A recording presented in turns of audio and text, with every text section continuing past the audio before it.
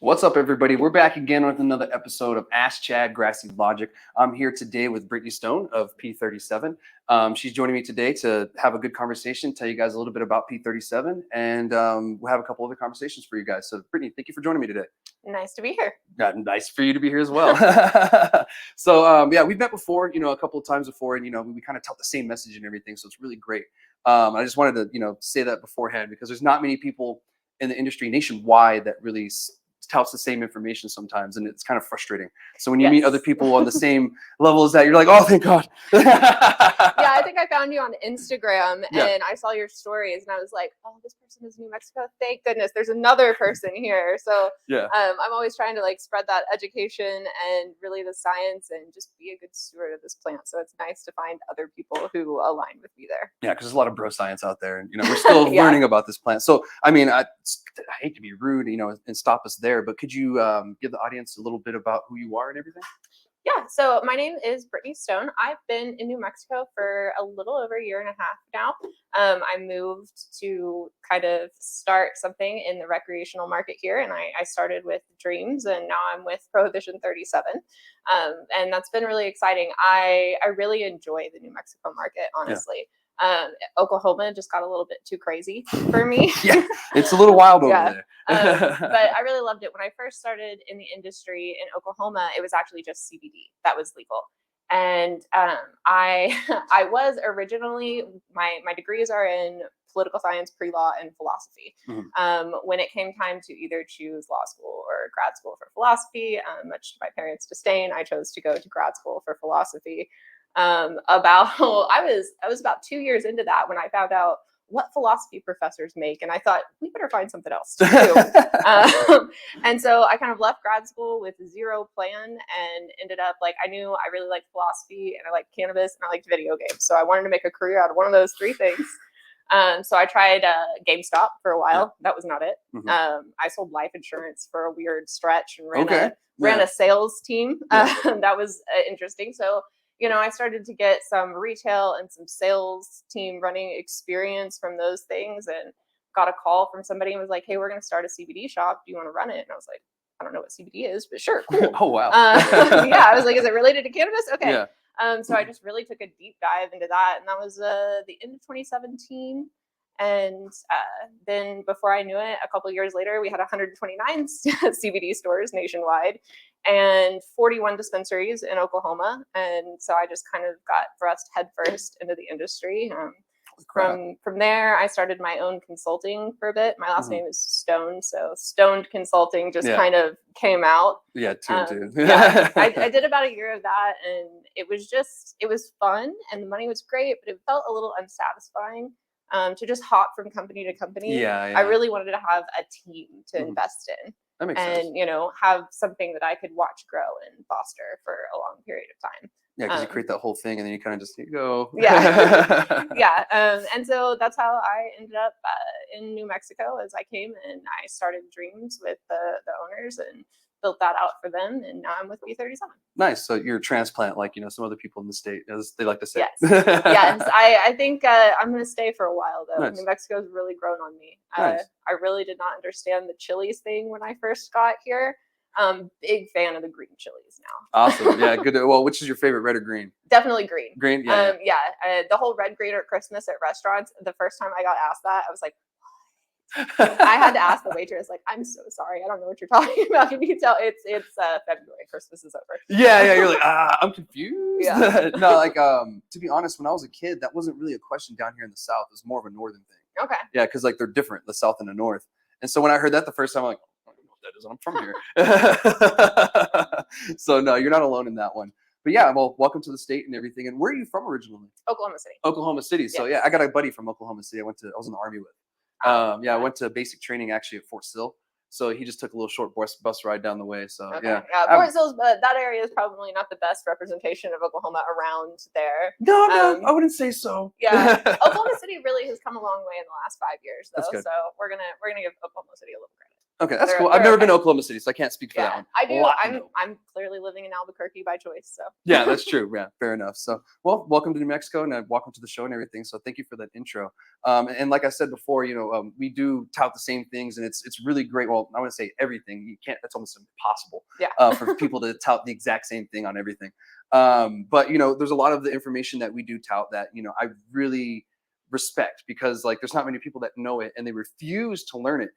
So Yeah. like there was a lot of learning that you had to do, especially like just jumping into CBD. Where did you learn Yeah. like all of this information? So thanks to my background, I did getting the 2 bachelor's degrees. It took about 6 years because I took my time. Thanks, Yeah. Dad.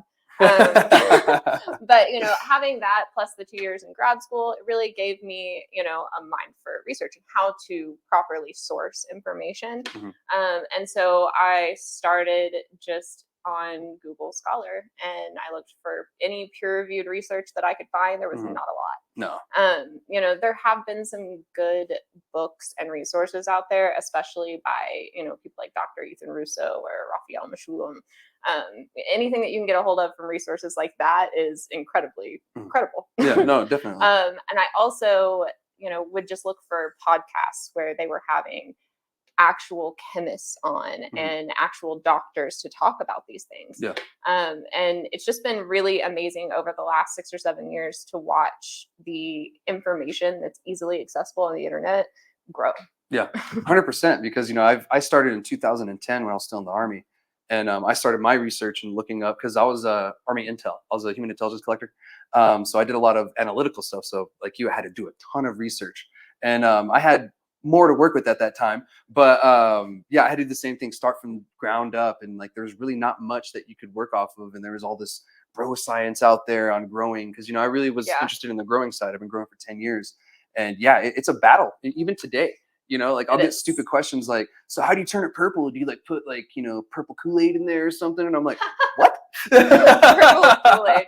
No, I do love the purple thing because I use it as an example to show, how the environment and genetics and all kind of play together to express in phenotype. So maybe the right underlying curiosity to the questions there. Yeah, no, definitely 100%. But it's really like, wait, what? And so when you understand the plant and how plants grow, and just plants in general, it just doesn't make any sense. It's like goes back to that whole Gatorade thing and Idiocracy. Like electrolytes is what plants need, and I just think of that every time, and I'm like, oh no, that's not how plants work. So yeah, and I was kind of curious about that because myself, and I was thinking about that. There's so many people in the industry right now that are so ignorant to cannabis and so ignorant to the way the cannabis industry works and even business, that they're failing or they're doing it wrong and this and that. And I'm like, well, I did my due diligence and learned too. And I was like, well, shit, where did Brittney learn from? Because she has probably more information than I do. And, she's, obviously started with CBD a couple years ago. And so, like I always like to ask people, like, well, where did you get your information from when you started? Because it could help someone else out, getting started too as well, because not everybody has the research background that you and I have, Yeah, it's definitely a lot of getting on Google Scholar and finding articles that I don't truly understand and Googling every third word until I do. I don't have a medical or a science background. I have a research background, which is beneficial, but yeah, there's still a lot of legwork that goes into stuff like that, and being able to truly understand not only the botany of the plant, but the way that these compounds interact with your body's endocannabinoid system, and how different consumption methods can affect the body differently. Yeah. It's definitely a lot, but just Google Scholar and finding good, credible podcasts that actually have, guests on that have done their due diligence. Yeah, like scientists. Like one scientist I really like and I follow is Bruce Bugby. He grows hemp for the federal government in Utah, and he comes out with all kinds of great groundbreaking kind of research stuff when it comes to growing. And so when I tell people like, oh, who do you listen to when it comes to growing, I'm like, well, I've just been growing for a while, but when it comes to research, actual scientists, like Bruce Bugby, not just some bro. Now there's certain guys in the grow game who use that science and apply it to the grow, and I like listening to them too, because they have really good information. I'm just learning crop steering. And so like I'm kind of just getting into that this year. And I've been kind of researching it the past couple, but doing it hands-on is totally different, just like anything. And so I have to go back and listen to these certain things again and be like, am I doing this right? Did I do something wrong? And so growing is an art as much as it is a science. Oh, 100%. Yeah, definitely. And you do feel that you get to learn these little plants and how they each grow. And right now, I've never actually grown commercially. Like Really? I've had growers that have worked for me, obviously, Yeah. and I've had some excellent ones, thankfully. But I mean, it's crazy how attached you can get to those little plants. Like I've grown in my house, in Oklahoma, and I mean, you get very attached to the plants, and you start to see how much of an impact what you feed them and the environment, that you put them in, the way you grow, your practices really affects the end product. Oh yeah, the very small things that you do and the little details really make a difference in the end, end product and everything. And last year I was growing in a nursery, and so I had like 3,000 plants or something like that. And like there's certain ones I knew everything about. I'm like, oh yeah, you grow funny. I'm like, oh yeah, careful with that one, or whatever. And so they become like your babies. It's so weird. And actually, one of my buddies, I gave him some clones, and he's growing for PMC in Carlsbad, and so he's been growing them out. And so now I'm like, oh, they grew up. So that's the cool thing. Well, I appreciate you sharing with that. This is something that was just not even on script or anything. It was just great information for other people to have. So I appreciate you sharing it. What would be like, I guess my next question is, what would be some good advice for people just starting out? I mean, we get the education part. We got that out the way. What's some other things you can give people starting out? Because I mean, you started almost from ground zero with this. Yeah, so like a cannabis user starting out. I'm sorry, in the industry. Starting out in the industry. So I would say go to as many cannabis events as you can. Most of them are open to the public. Yeah, this industry is still so small. I mean, for how big we feel like we are from where we came from. Get to know people and, find out who aligns with your values, where you can add value in the industry. Yeah. There is one of the things that I love so much about the cannabis industry is there are so many different people from so many different backgrounds doing this. Yeah. And everybody has found a way to take their prior experience in other industries and apply it here. Yeah. Because I mean, a lot of the same principles apply. It's very different. Selling a federally illegal substance and 100%. Everything that comes with that, along with a psychoactive substance, But just get to know people, find out where your past experience could help fit into the industry, and pick up a couple books, listen to a couple good podcasts, really understand the different aspects of the industry, from extraction to growing to purchasing to retail, things like that. 100%, because it shows when a lot of people, especially here in New Mexico, don't have that. And you go into the shop and you're kind of like, ooh, this doesn't seem right, this feels weird. And so it shows. But and that's some great information, and some great tips, because if you're just starting out, I've been there before. You don't really know where to start. You're just kind of like, well, I have this desire, but this desire is just that, and I don't know where to start. And so I really appreciate you sharing with everyone with that, because some people just get really overwhelmed with it and then they just stop, or just they don't want to do it. And who knows, they could have been the next best cannabis business person in the industry. They just got discouraged because of something. So what are some tools that you've used learning, other than, like you said, Google Scholar? And I wanted to tell everybody about Google Scholar. What Google Scholar is their version of like official like studies and stuff like that. So it's like scientific. So it's not just a Google search. Like a Google search will just land you articles sometimes. Maybe every now and then, if you get lucky, you'll find a real actual research paper. But these are like legitimate research papers. And so do they have the ones that haven't been peer reviewed or anything like that? Yeah, so you do have to be careful, and like you want to look for peer reviewed studies, but also this is cannabis, and we're so new into the research that, I mean, even a lot of questions that I have, I can't find definitive answers to. So I'm so excited to work for an actual physician who I can bug with all of my questions. And they can just answer, because I didn't. We'll get more on him, because I did meet him in Sunland Park, and he had a really good information for the city council down there, and I was blown away. I was like, oh, you're the most informative guy probably in the industry. So it's really relieving to see that and everything. Where do you see New Mexico, or where do you hope to see New Mexico going in the next few years? Because I know you said that you plan to stay here for a little bit. Yeah, I do. We'll also be P37 is now an MSO and operating in Illinois. So, I do hope to be dedicating a lot of my time there as well. But I'm thinking, maybe summers in Illinois and winters in New Mexico might be the ideal. Sorry, what was the question? Well, thank you for sharing that, by the way. That's actually good to know. And, congratulations. Oh, where the New Mexico industry Yeah, is where do you think going. it's headed?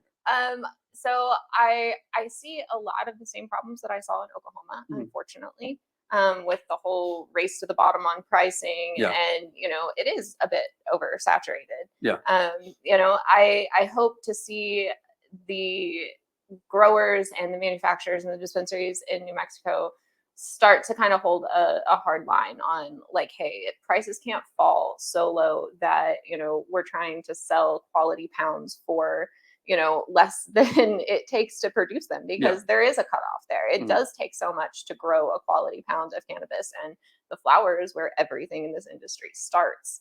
And so really, I hope that we can kind of collectively stop this whole just cutting each other down on price, because at the end of the day, not only do the businesses lose, and we're already at a huge disadvantage for things like 280E and just, all of the banking regulations, but, the consumer loses, because eventually businesses will start cutting corners. And then those that are starting to cut corners and maybe not do things with the highest amount of integrity when it comes to the plant are going to be the winners, because their bottom line is easier. 100%. And, we're seeing that like right now, real time in California, the people that are struggling with the 280, and only 30% of the cities can sell cannabis to start out there. So that's where they messed up to start with. But, their taxes are so ridiculous in California. The only way they can make it is being on the traditional market really as well, doing both. And, the 280E just kills everybody to start out with, because that tax is just ridiculous. It's pretty much an extortion tax.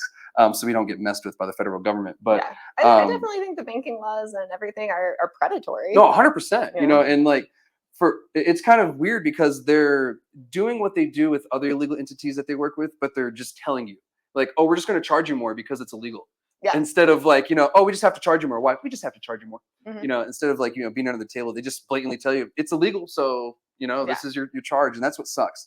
And I hope that changes. And while you're here, how do you feel about the HHS coming out with, the Schedule 3 changes from 1 to 3? So, I mean, I think a reschedule is the next best thing to a deschedule. But I mean, it definitely makes more sense what they're asking for than what we currently have now. And to my understanding, that would pretty much abolish the 280E thing. From my understanding, now the stuff that plays with interstate commerce, I'm not exactly sure how that would be affected. But I mean, even just the dropping of this whole 280E and, safe banking, something along those lines would be a huge benefit, because right now in cannabis, if you're surviving, you're thriving, and if you're thriving, you're God tier, because they've made it with all of the banking regulations and the tax regulations on top of just an incredibly saturated and competitive market. They've made it really hard. They have, and it's a harder industry than I think than most other industries that there are out there. And the closure rate for retail establishments are pretty high. I think they're along the same lines of restaurants. Like opening and closing. So, I mean, if you're out there, if you see a bunch closing down, it's probably good for our market, because we're so overly saturated, unfortunately to say that. But that I think was the idea when we first went into this, was allow everybody to go in. Everyone has a low, whatever bar to get in. But what ended up happening is oversaturation, because we weren't ready. And this is something that I touted before we even went legalization. I said, we're not ready for legalization.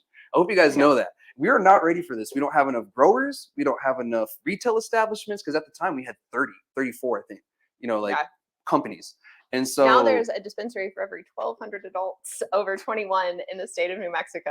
That is an interesting stat. I just did that math yesterday, because I was on the New Mexico regulation license department website, like just kind of looking at the market overall. I appreciate that they put all of the sales data on there and everything, full transparency. And I just kind of quickly, like, I Googled, the population of New Mexico over 21, and then looked at how many dispensaries, and I was like, wow. That's a lot. Yeah, that's a lot. And we do see it kind of slowly going down. Like the number kind of has stayed the same like the past couple months, but I think it is the ones that are shutting down are being replaced by the ones that are opening. And so it's kind of like this, thing for now. And until we hit that real drop, which I don't see happening for another few months.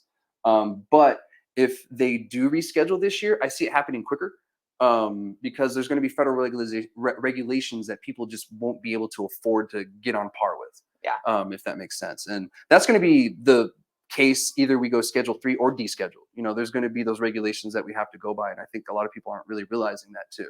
you know, there's a lot more that's going to go into this than just like, oh, it's descheduled, we're good now. It's like, yeah, no. and it's definitely going to take a couple of years probably before we see any real benefit or effect from this. So. Yeah, and we're not even going to be a stable market. It takes about 5 years for a market to just get stabilized, and we're going towards year 2, you know, of our industry. So, you know, it's going to be interesting.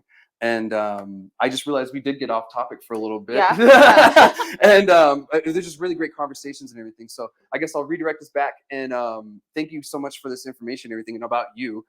We need to talk about P37 now. Yes. Yeah, but I could talk about this stuff all day, and I figured this is going to happen with us because I was like, you get 2 people with this, you know, similar information, and you know, they'll keep going. So, what can you tell me about P37? Like, you know, a little history about it that you know. I know you've only been with them for a little bit. Yeah, know, it's so only been fair. like a couple of weeks. So Yeah, yeah, I did, you know, I did vet them very, very thoroughly before I signed on, and they also seem to really echo the values that I hold in the industry. The quality of their grows and the love that they put into the plants is definitely impressive. They really care about what they're putting out. If something is not up to their standards, they're going to say no, that will never get to the retail shelves. So that's one thing that I really appreciate. I was a fan of their flour before I worked there. So if I won't smoke it, I won't sell it. Yeah. But you know, they really have, like I said, they're doctor led.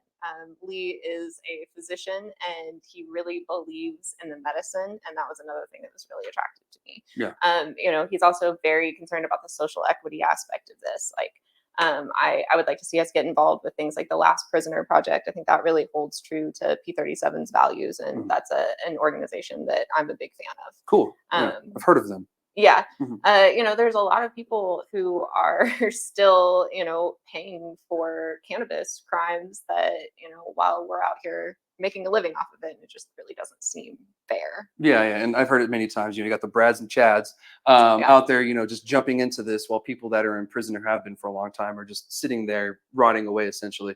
And you know, it's really sad, but at the same time, at least New Mexico, we took a step in the right direction with our expungement, you know, clause. Even though, don't get me wrong, it's very flawed. It was a step. Yes. Yeah, it's a step in the right direction. Just like any law, it needs to be updated and fixed, because there's stuff that we just didn't think about at the time, you know, just like any law, you know. Yeah. But you know, the fact that they really care about, you know, the medicine and how we're presenting ourselves, and that we are not only being good stewards of the plant, but you know, being good to the community that helped us get here. Yeah. You know, the legacy market really paved the way for us.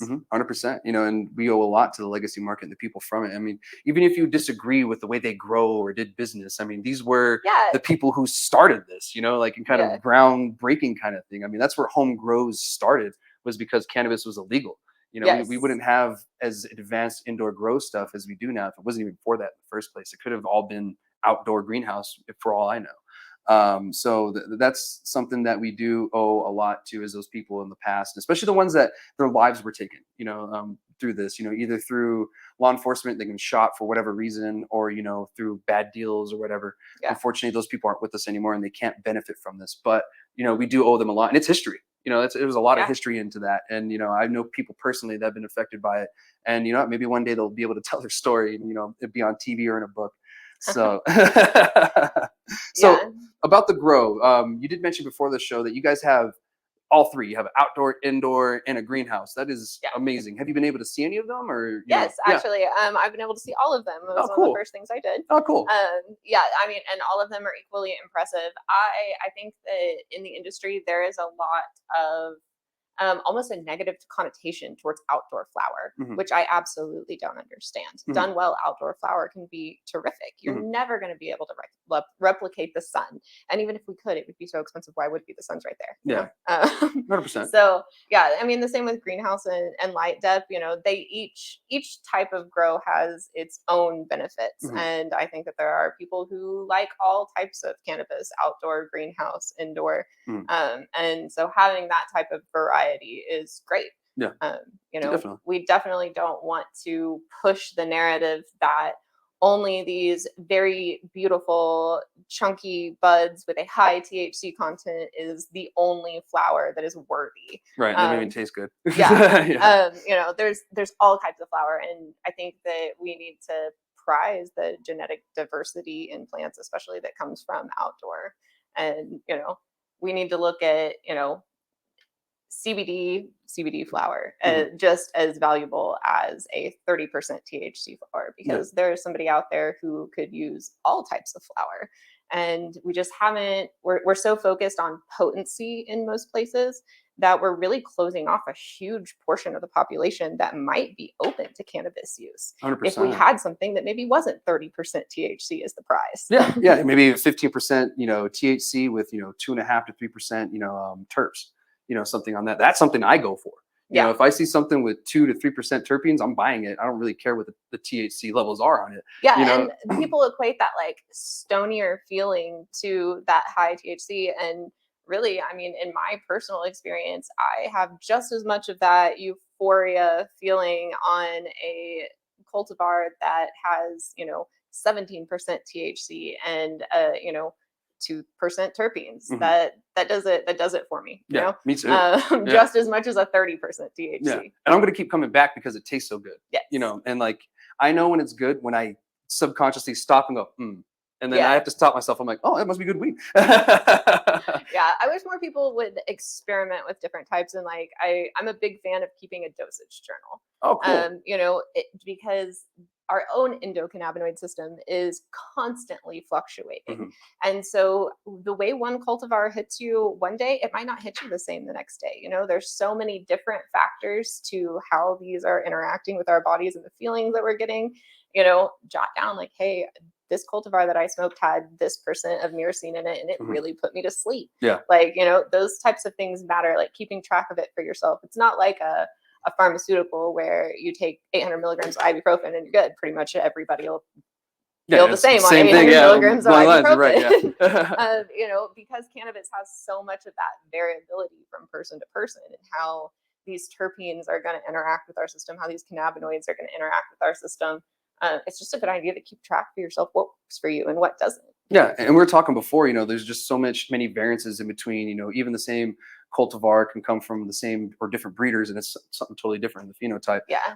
And we've all ran into that, and one reason for that is because our genetics in cannabis are like 60 years behind regular agriculture, genetics. Yeah, it's there's crazy. been zero genetic accountability in cannabis. Like, up until recently, you got a seed, you grew it in your closet, you didn't say anything to it's anybody. Like, we're good. Yeah, it grew it, pop. I'm fine.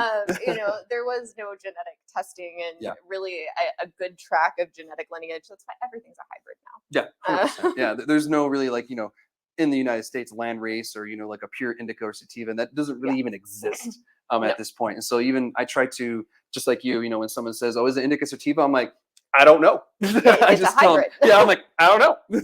It makes me feel like it would be a indica feeling, but that's more or less probably the terpenes giving me that feeling versus the indica or sativa side of it. And I think for a long time it was just a misconception because we didn't know much about the plant. We're still learning so much. We're learning how these terpenes affect us still, to this day. Like even as we speak, there's research going on with that, probably in Israel. But they're leading it.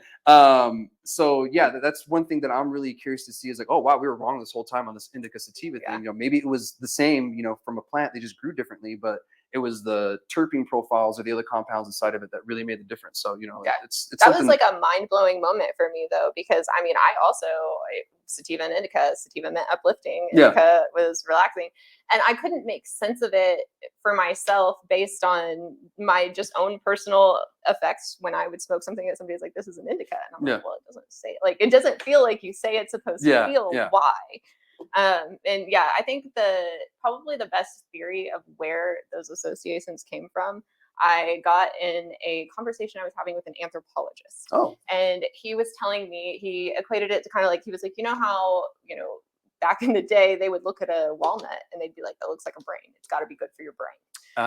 He was like, I think that maybe this whole like indica sativa thing came from, indica as a phenotype does grow shorter to the ground, like kind of bushy, looks a little sleepy. Yeah. A sativa is much more uplifting, So that I feel like that was a solid theory because there's not really any solid science on where we started associating those things. Yeah. Some people say maybe back in the day, yes, with the actual land races before we got a hold of them and just started interbreeding and caused, what we have now. Yeah, and a bunch of inbreeding as Yeah. well. Then maybe they did have, separate types of terpene profiles that were more dominant, but nowadays that's not something that you should shop for. No, I agree. Yeah. And that's something that P37 really, prides himself on, right? Is we're not going to sit here and tell you it's the indica sativa thing. Because usually it's just some dude in the back named Steve smoking it and telling you what it made him feel. And that's what the they most put down dank. Yeah. Oh, this is dank, bro. It made me feel like sativa. Okay. And so they put that Yeah. down. That's normally what happens these days. So I wouldn't go off of that. Just go off of what works for you. And not just what says on a package. Because who knows, that blue dream you got may not be real blue dream, or it may not be the same blue dream that you had from that shop downtown, or somewhere else. So yeah, keep it that just in goes mind. back to the genetic accountability Mhm. of the plant. These cultivar names, there's no regulation on Yeah. what you can call blue dream and Yeah. what you can't call blue dream. Yeah. So yeah, I mean, unless you're getting a cultivar consistently from the same grower who is using the same genetics, there's really not a whole lot of consistency that you can count on if you're shopping just on cultivar name. 100%. And I like to tell people this. The problem we have is when you go to pick a Coca-Cola, it tastes the same whether I'm in New Mexico or New York. Like that should be the same with the cannabis industry, and we're just not there. Like, okay, Mexico people say it tastes different, or better, but here in the United States, for the most part, you're going to taste Coke that tastes the same everywhere you go. Maybe slight variations, but for the most part, same recipe and everything. And maybe one day the cannabis industry will be there, but we're just not there yet. So just keep that in mind. The blue dream that you see today will not be the same blue dream you see tomorrow. And that's more than likely going to be the case for most things here in the state or in the nation, to be honest. Until things kind of level out and we start to get a little more accountability on our genetics, like you keep saying. So yeah, it's something important. A more emphasis on terpene and terpene testing. Yes. I think one of the only things that I will say that Oklahoma did correctly over New Mexico is mandated terpene testing. Oh, I didn't know they did that. That's cool. And so that was one of the things that early attracted me to Prohibition 37 was because when I was just buying flower from them, they were a vendor that I worked with. They were one of the first ones who terpene tested everything. I didn't even have to ask. Yeah. A lot of the other flower vendors that I've worked with in the state, it was something that I almost had to demand. And I'm like, it's like $30, guys. Come on. Yeah, and I appreciate that because you go to places like, oh, we just have THC, and so I will ask them, can I see the testing results? Because a lot of the times, I know Rio Grande Analytics because they used to be down here. They normally have the terpene, test on there with it. I'll ask them for the testing results, and some of them get kind of weird. Like, why do you want to see our testing results? I'm like, because you should have it. That should be that should be a common question that everybody asks your bartender. 100%. Who grew my flower? Yeah. And can I see a COA? Yeah, exactly. And if you aren't able to provide that, you might be doing something illegal. I think it's just straight non-compliant. No, terpene testing is not, but really, if you want to, grows are going to have to really start branding and marketing themselves just like a dispensary. And they need to be a little more transparent. A lot of these guys are still in the black market mindset where, oh, we can't let anybody know anything. It's like, well, tough titties, guys. You're in the legal market now. You got to be a little more transparent. And transparency is always good. Like I was having a conversation with somebody not too long ago about their rosin production, and they kept telling me like, "Oh, it's proprietary." I'm like, "Man, it's heat and pressure.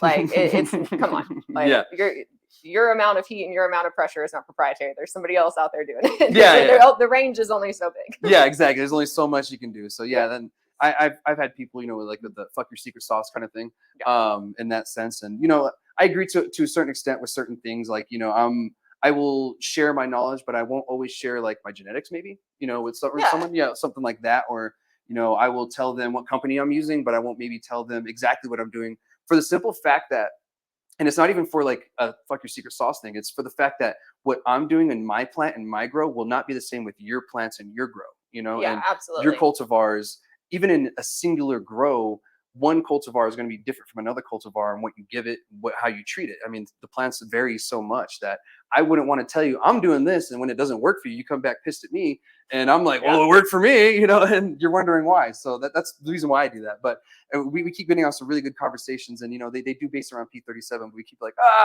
it's, I love it, but I'm like, I want to keep you on time and everything. So we'll talk a little more about P37 and everything. So I did meet one of the owners in the past over in Sunland Park. Really nice guy. What was his name again? I only met him one time. So Lee Caperton Lee, yes. he is the physician owner, and then there is Devin, who is owner CFO. Cool. And yeah, they're definitely a dynamic duo. I'm very happy to work with the two of them. Yeah. You know, it was really cool that, you know, it was relieving, I guess, to have somebody so knowledgeable and someone who's a literal physician who can give his point of view and his 2 cents. Like I've had, you know, nurses on before, and I've had, you know, lawyers on, you know, to kind of give their 2 cents on everything. But, you know, to have, you know, a physician in the industry like that as, you know, a business owner in that sense is really relieving. He was a really funny guy too, you know, busted some pretty good jokes, and, you know, kept us laughing. So it's good to see that, you know, they're getting involved. And I keep calling it P37 just because it's easier, but it is Prohibition 37. And the reason why is Prohibition really started in 1937, and that's the reason why. That's what he told me anyway. Lee back in the day is the reason why they named it that. But I wanted to give you a chance to say your spiel. I remember that at the top of my head. I was like, oh yeah, he told us why it was called that. Yeah. A lot of people wonder, but yeah, it was the Prohibition Act of 1937 that really kind of started this whole war on drugs. Even before there was a war on drugs. Yeah. You know, kudos to drugs for winning the war on drugs. But, I love that meme, by the way. I know. One of my favorites. Like, that is perfect. The Muppet one? Yeah, the Muppet was like, oh.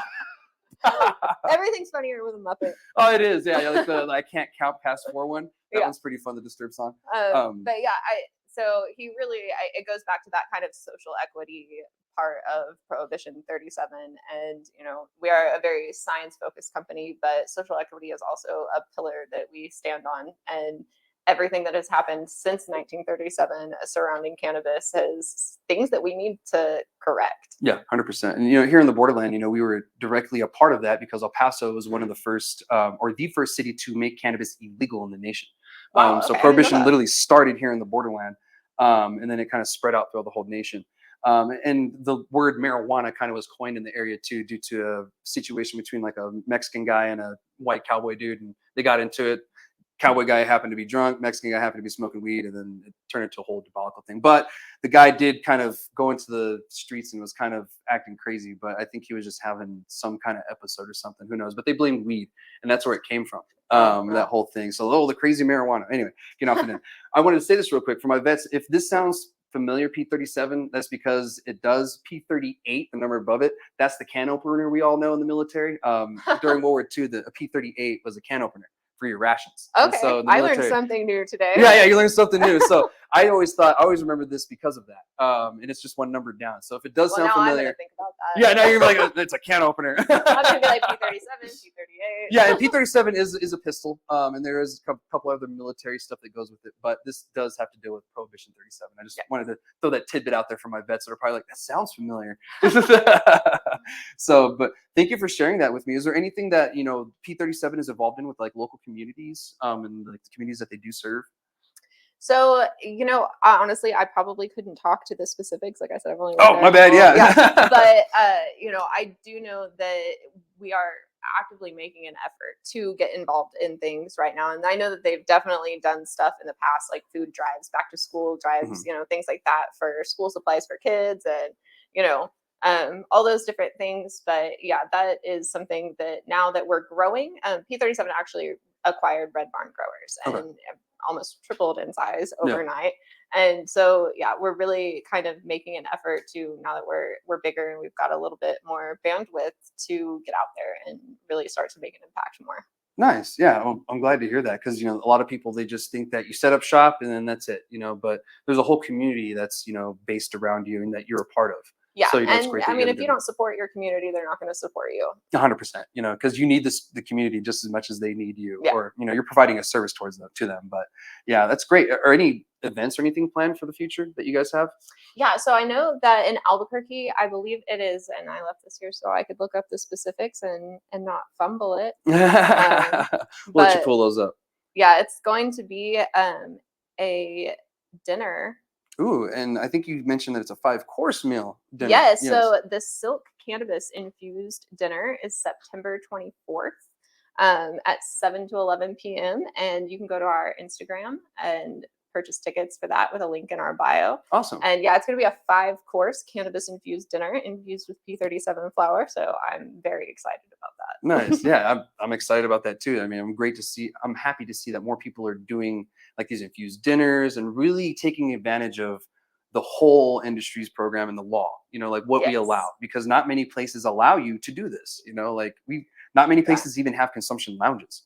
That's Yeah. one thing that I've I mean, noticed. even Vegas is just now Yeah, getting up barely and getting on running. it. Yeah. And Yeah. New Mexico's are like, all right, we're done. We got this. Yeah, I was like, we've been here for a hot minute. What you guys are doing? And they were like my baby when I worked on some committee thing back in the day, some task force that we had through the governor. And so it's really cool to see that what I worked on is getting implemented in such a way. I'm like, oh, that's so great, because we should be able to go somewhere and, consume cannabis in whatever way we want. You know what I mean? Yeah. In a social environment. And like, I'm not downing alcohol or anything, Yeah. but given the option, like, I'm gonna want to go to a cannabis infused dinner and like get a little stony and enjoy it, and then wake up the next morning and not feel like crap. Yeah, exactly. I can go to work and still Yeah. function and feel great. And so I think that it's kind of important for our society. I think cannabis overall is healthier than alcohol.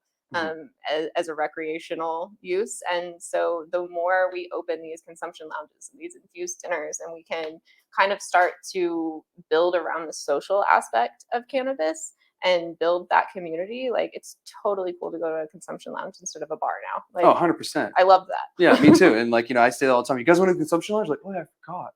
Because the only option really is like, bars. I really hope someone starts doing karaoke at a consumption lounge, because the only place we can go to is a bar. I want video game tournaments. Oh, Give me that'd a be Mortal great. Kombat tournament at a consumption Which lounge, one, though? and I'm there 10. Ooh, okay. That is a good one. I have 10.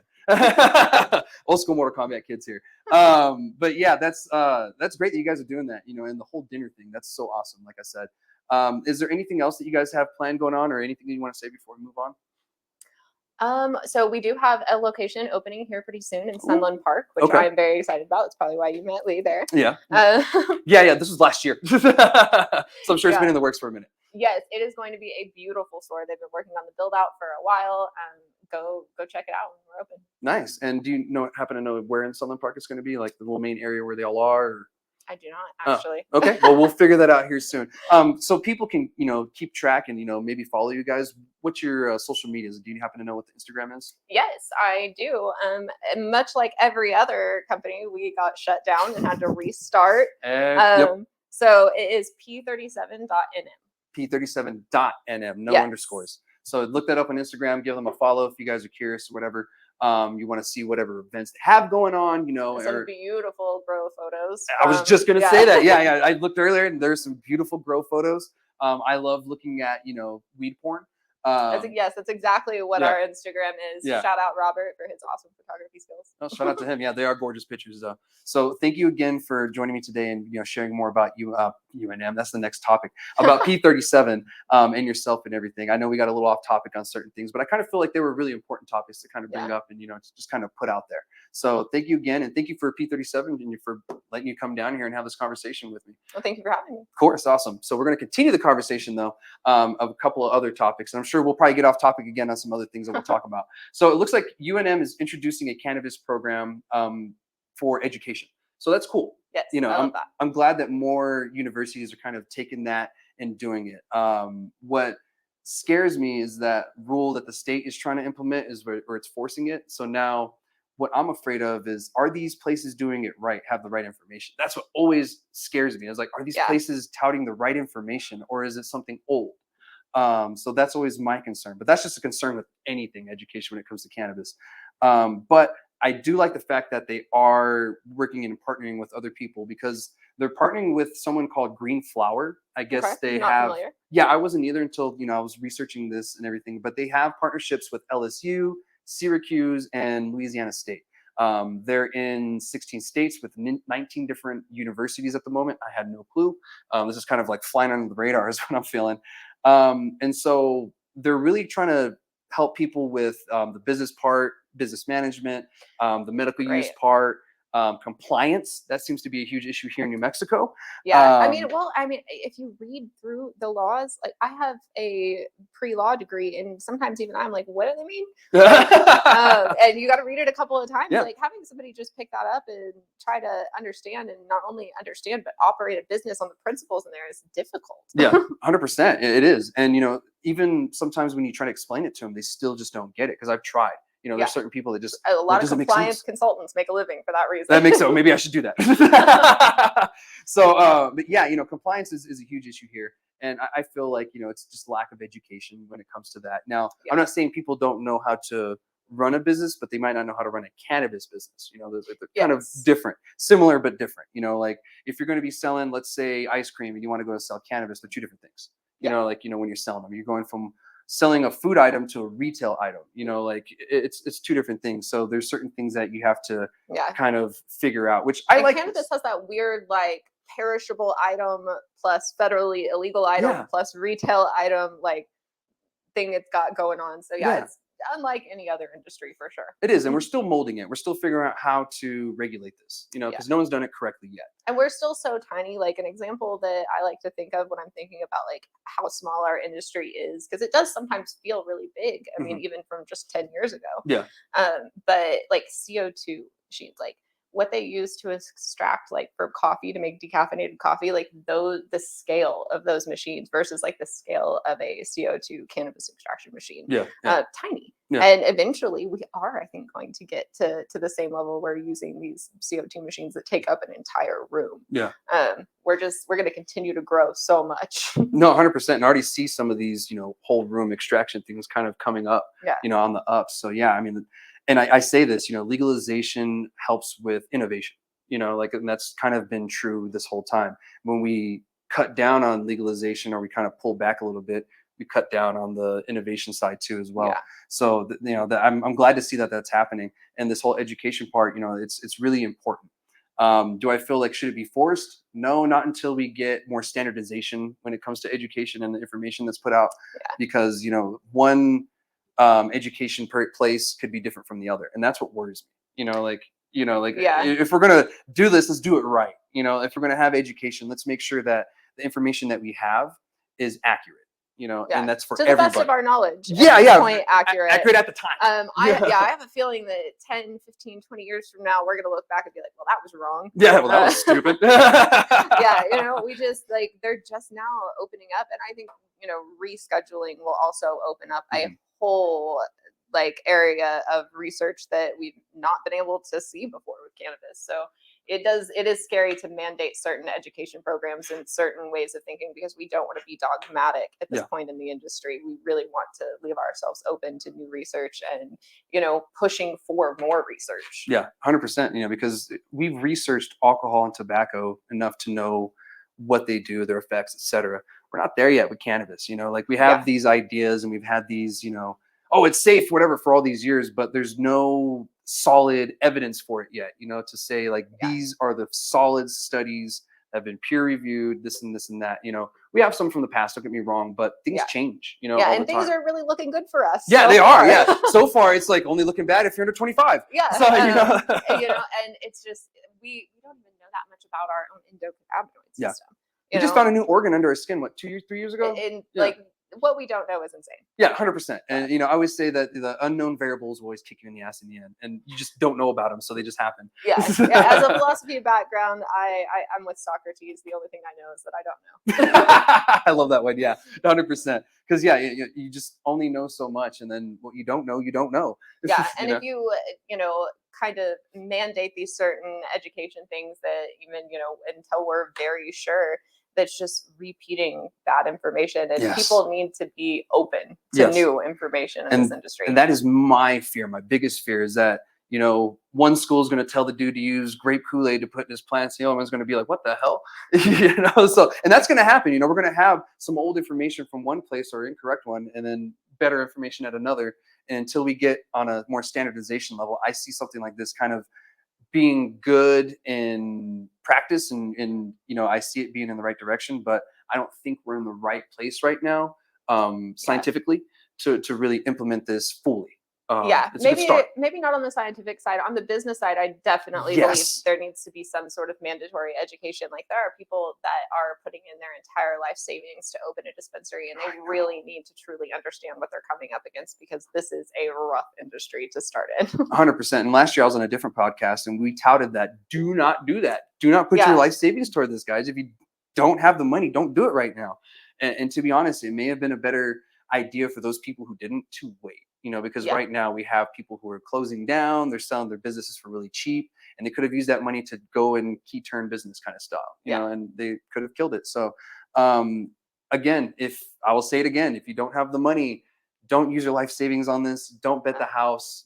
This is a risk. This isn't guaranteed.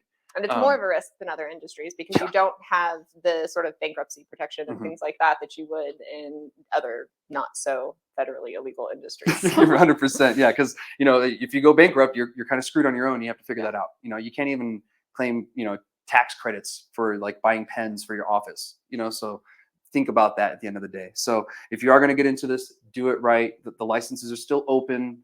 It's only been a year. We're going to be here 20 years from Cannabis now. is not going anywhere. It's not going anywhere. Don't rush. Just save up and then do it right. Is my advice on that. So that's pretty much what I wanted to talk about on the education piece. Do you have anything else before we move on from that?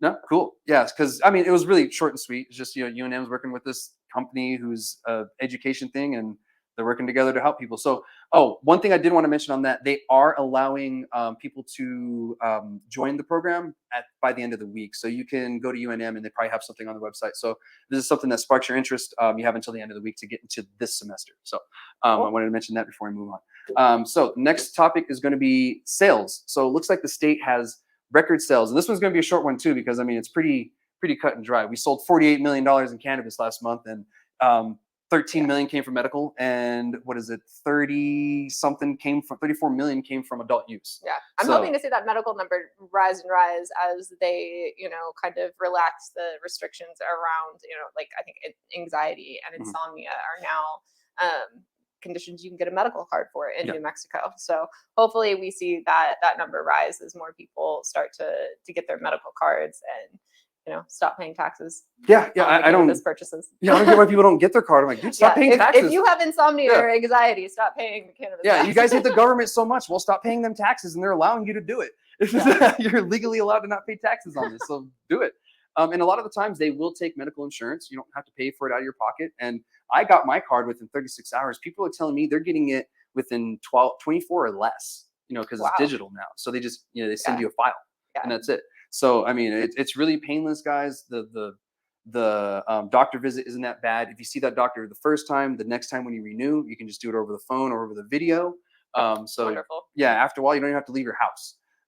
And I do remember the medical cannabis numbers being almost half of what adult use was, and it's kind of slowly going down. And I hope we do get it back up, because I think we had about 180,000 patients last year when we started adult use, and now we're down to I think it's 80 or 70,000 or something like that. It's dropped almost half, and I predicted it was going to drop about half or more. But I do feel that people in the state that are residents need to realize that they don't have to pay taxes. Anxiety. Come on, we all have anxiety now. Right? My dog has anxiety. It's 2023. Exactly. And they made it fairly easy to get your card.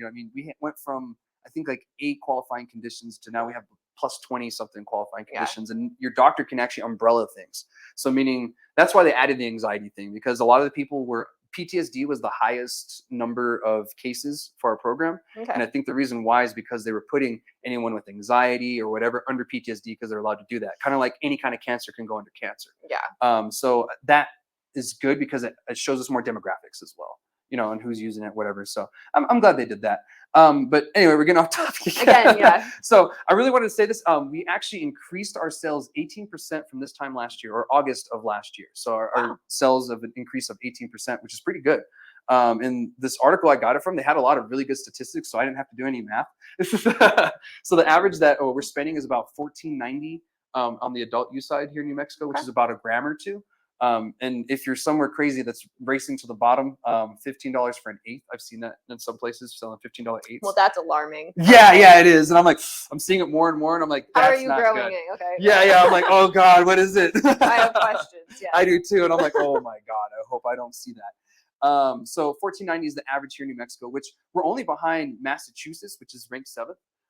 And Oregon. So Massachusetts is at $18.49, about $18.50, and Oregon is $17.83. And Oregon has a more mature industry than we do. So, that's telling us that, okay, it's not too different from what they have. And it looks like they just spend just a little bit more than we do. So New Mexico with our 34 million adult sale use in August, accounted for 72% of the state's total retail market.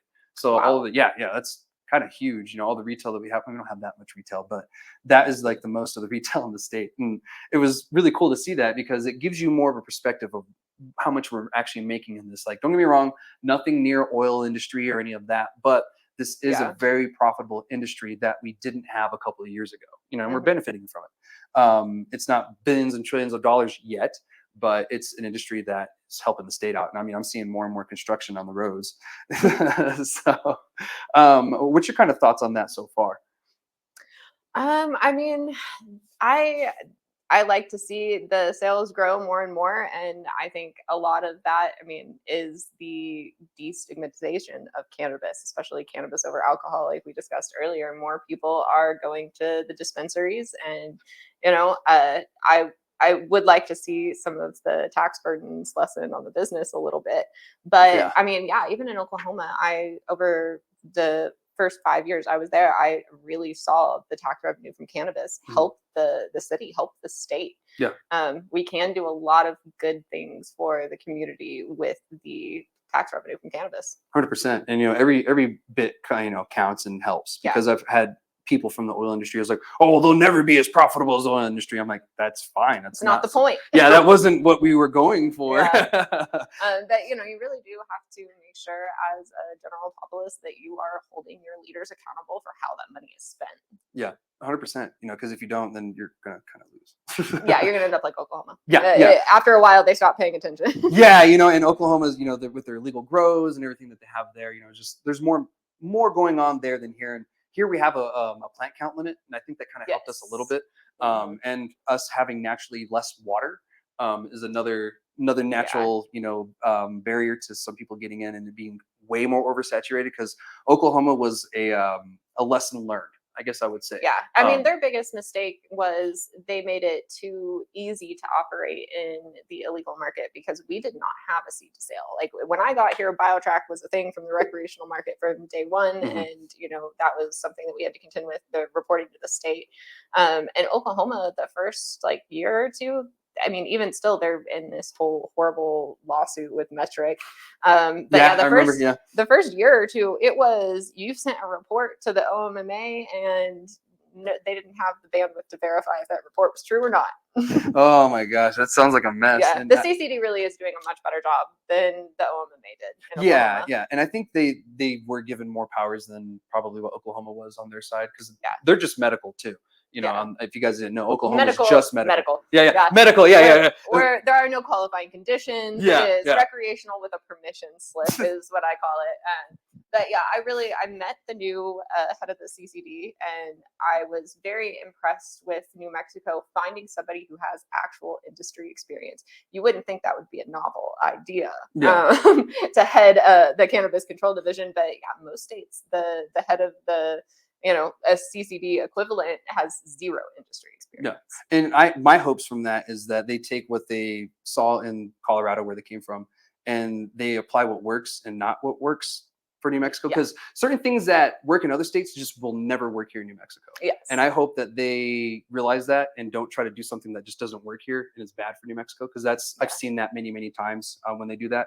And that's my only worry. But I am glad that it is someone with industry experience, because that's something that our industry lacks, especially on the regulation part. But I just hope, and good luck to you. I hope that, you do what's good for New Mexico and not something for another state, because it just doesn't work here. New Mexico is a very different experience. I thought, I'm coming from Oklahoma. How different could it be? Very. Very. We're very cliquey. We don't like outsiders, and, we have an interesting history. We've been taken over a few times. We were Spain, we were Mexico, now we're America. So, we've been different things. And so it's for a reason. But this is really good that the state is, selling more and more cannabis. Obviously, as a lot of a lot of our sales are coming from Texas, especially here in the borderland. Most of our sales, I think over half, come from Texas in this area. That wouldn't surprise me. And I think Texas is going to be a long time coming before it's got its own program that's of any sort of use to its residents. So we'll probably continue to see that for quite a while. Even though they have a medical program, those patients still come over here to get the cannabis. So there's really, it's almost like it's nothing. It's just like just a glorified CBD program is pretty much what that is. Yeah, and it is. it's sad. So hopefully they fix it one day. So that's all I had for that one. I just wanted to update you guys on some numbers and some cool little statistics to kind of give you some visuals in your mind of, really how much cannabis is being sold here in the state. Because it's quite a bit. It's not more than certain other states. Don't get me wrong. Us in Montana are actually doing very well. I read an article saying that we're behind these other bigger states, Massachusetts and Oregon and stuff like that. So that's good to see that Montana has less people than us. I think it's like 1.5 million or 1.1 million people there, and they're killing it too. So who knows? They're probably getting neighbor cells too, though. Yeah. So moving on, this is something that I wanted to bring up today too, and it's something along your realm of the science.